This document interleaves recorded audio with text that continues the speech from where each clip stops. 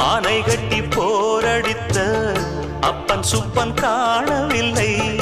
அன்று முதல் இன்று வரை அக்கரமும் வாழவில்லை.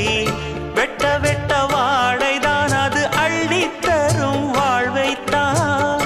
வெட்டி போட்ட மண்ணுதான் அதை கட்டி காத்தா பொண்ணுதான். நாம் வாழும் வாழ்வே அது சில காலம்தான். உறவோடு வாழ்ந்தா அது பூக்கோலம்தான்.